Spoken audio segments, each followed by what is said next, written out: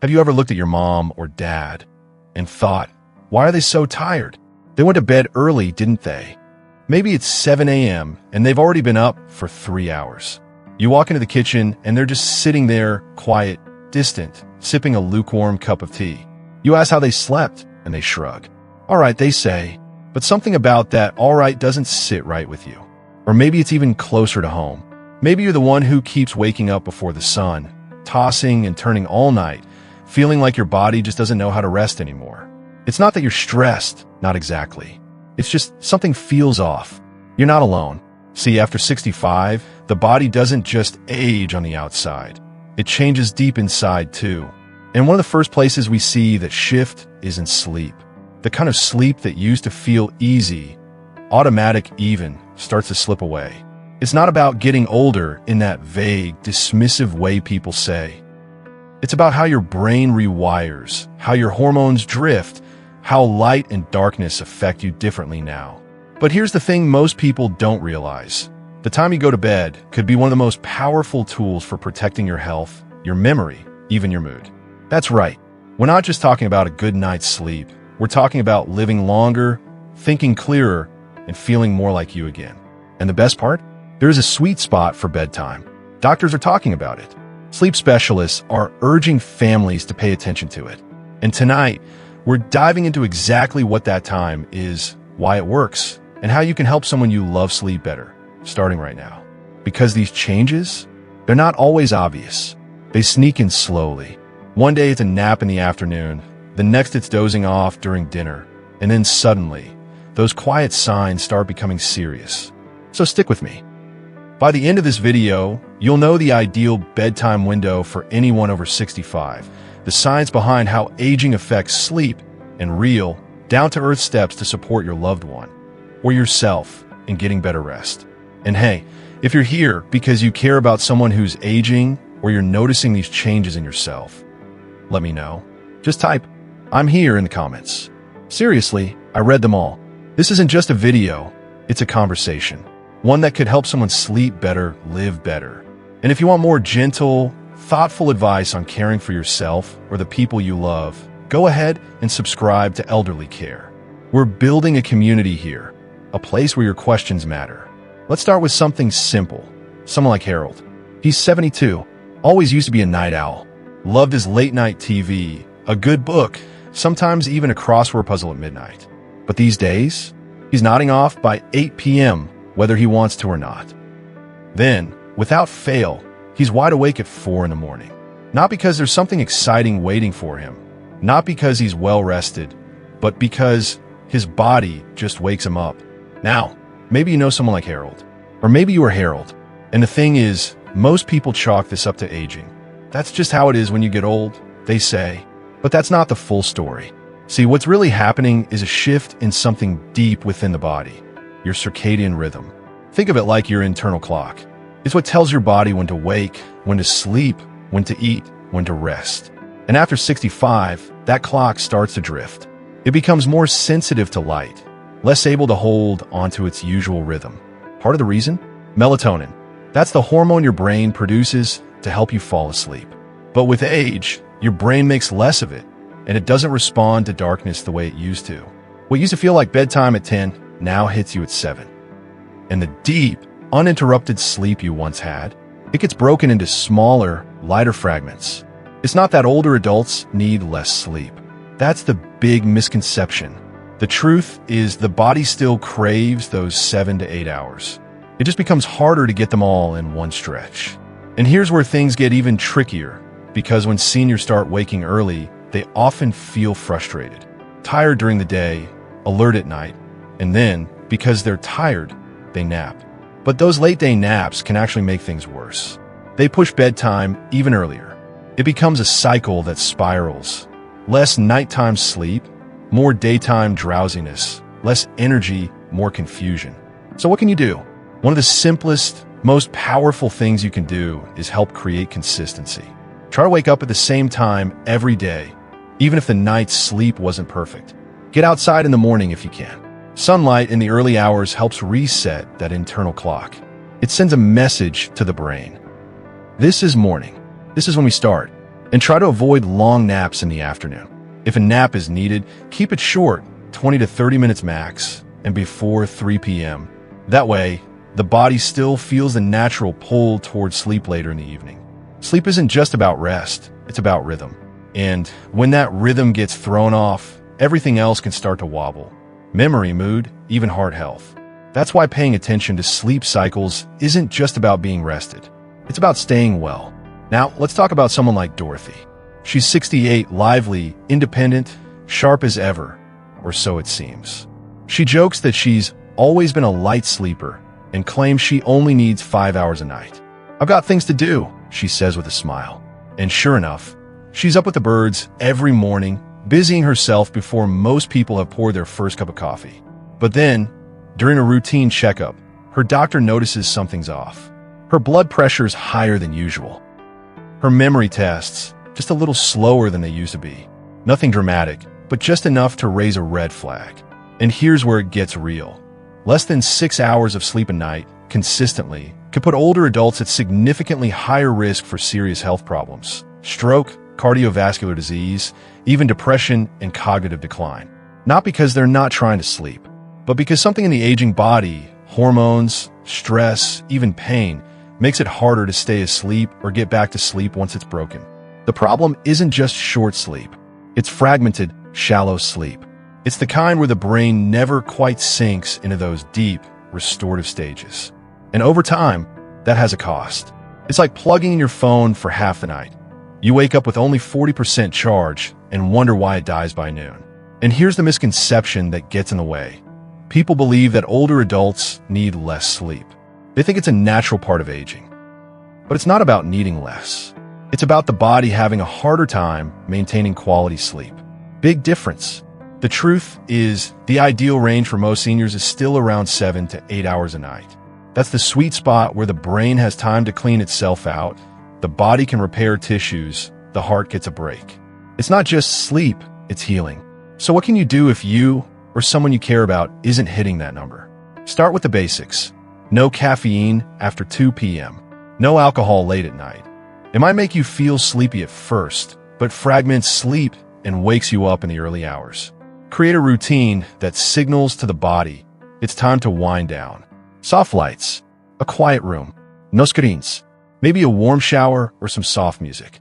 And just like we said before, sunlight in the morning, every morning, helps reset the body's sleep-wake rhythm. Even 10 minutes by a window or a gentle stroll outside can make a real difference. So yes, the hours matter. But they're not just numbers on a clock. They're the hours your body uses to repair, recover, and protect itself.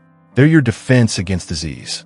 They're your secret to clearer thinking, better mood, stronger health. But now that we know how much sleep matters, let's ask the next question. What's the best time to go to bed in the first place? So now we get to the heart of it. The golden question everyone wants answered.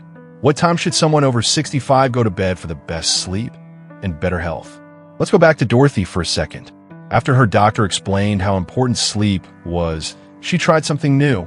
Instead of going to bed the moment she felt tired, usually around 7:15 p.m., she started waiting just a little longer. She dimmed the lights, turned off the TV, stretched gently, maybe read a chapter of her favorite book. Then, somewhere between 9 and 9:30, she'd slip into bed. And what she noticed surprised her. She wasn't waking up at 3 anymore. She was sleeping longer, deeper, and waking up feeling like her body had actually rested. And that, right there, is what doctors are now encouraging. For most older adults, the ideal bedtime falls between 8:30 p.m. and 10 p.m. That window gives your body the best chance to align with its natural melatonin curve, the way your body begins releasing sleep hormones when the sun goes down and slows them again just before dawn. Think of melatonin like a gentle guide. It doesn't knock you out, it just opens the door for sleep to come in. And if you time it right, if you step through that door at just the right moment, your body is far more likely to slip into deeper, healthier sleep. Now here's something you might not expect. Earlier isn't always better. A lot of people assume that if you're tired at 6:30 p.m., you should just give in and go to bed. But for many older adults, going to bed too early can actually backfire. What happens is something called split sleep. You fall asleep fast, but then you're wide awake in the middle of the night. You sit in bed, staring at the ceiling, wondering why your brain feels switched on at 2 a.m. That's because your sleep drive, the pressure that builds up in your brain the longer you've been awake, wasn't strong enough yet. And once you break that first cycle of sleep early in the night, it's harder to get it back. So the trick isn't to rush into sleep. It's to build a gentle rhythm around it. Think of it like preparing your body for a quiet landing instead of a crash. Start your bedtime routine about an hour before you actually want to sleep. Keep it soft, slow, consistent. Dim the lights. Turn off anything that glows. Maybe you put on a pair of cozy socks. Cold feet can actually make it harder to fall asleep. Maybe you play calming music, or just sit with a cup of warm milk or chamomile tea. Stretch, breathe, slow your heart rate. And most importantly, make it the same every night. That consistency trains your body to expect sleep. It's like building a sleep ritual. Not because you need more rules, but because rituals make things easier to follow, even when your brain feels foggy or tired.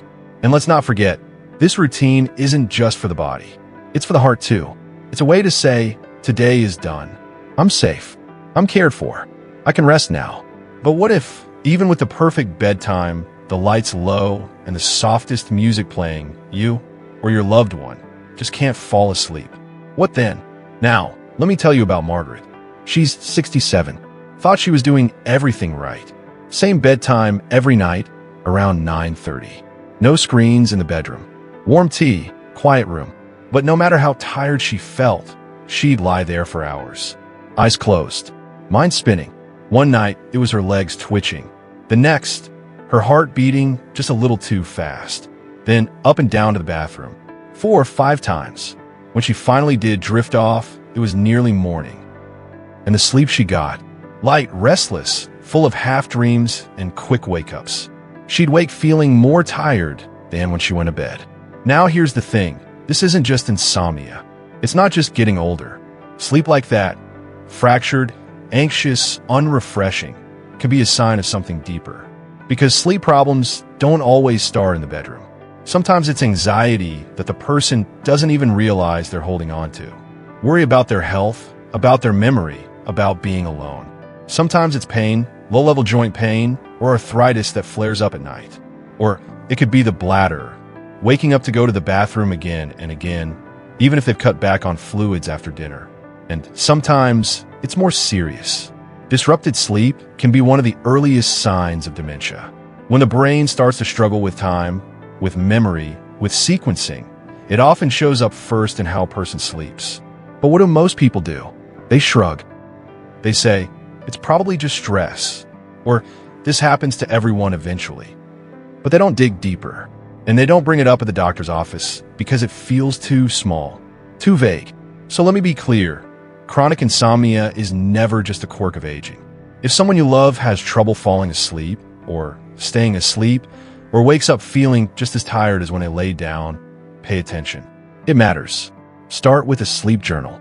Every night, jot down when they went to bed, how long it took to fall asleep, how often they woke up, and what might have triggered it, pain, light, noise, emotions. Do this for a few weeks. Patterns will start to appear. And don't hesitate to bring that journal to a doctor. There are gentle, non-drug treatments that can help. Cognitive behavioral therapy for insomnia is one. Sometimes a change in medication timing or a bladder support plan can make all the difference, because every part of the body is connected. And when sleep is broken, other systems start to break down too. Now, Margaret's story isn't rare, but there's another piece to this puzzle, and it's often hiding in plain sight. Let's talk about John. John is 74, and he always said he could sleep anywhere, on a couch, in a chair, didn't matter. But his daughter started noticing something strange. Whenever he visited her and stayed in her quiet little guest room, he slept through the night. Every time. At first, they thought it was just the comfort of being around family. But then they looked closer. John's room at home, it was right next to a street lamp. He slept with the blinds open. The room ran warm, sometimes up to 75 degrees. And his old alarm clock glowed bright red all night, like a little spotlight on his wall. And that's the thing. Older adults are far more sensitive to their sleep environment than most people realize. As we age, the skin becomes thinner, hearing becomes sharper to subtle sounds in the night, and the brain reacts more strongly to disruptions in temperature, light, and noise. So no, they can't just sleep anywhere. That idea needs to go.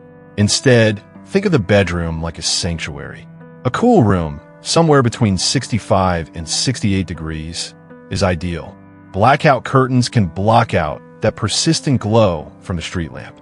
A white noise machine, or even just a fan, can help mask sudden sounds. And clocks? Keep them out of direct line of sight.